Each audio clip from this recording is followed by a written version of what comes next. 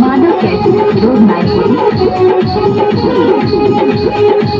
और ये कृष्ण भजन आप लोगों तक पहुंच रहे हैं माधव कैसेट घोरोल के माध्यम से।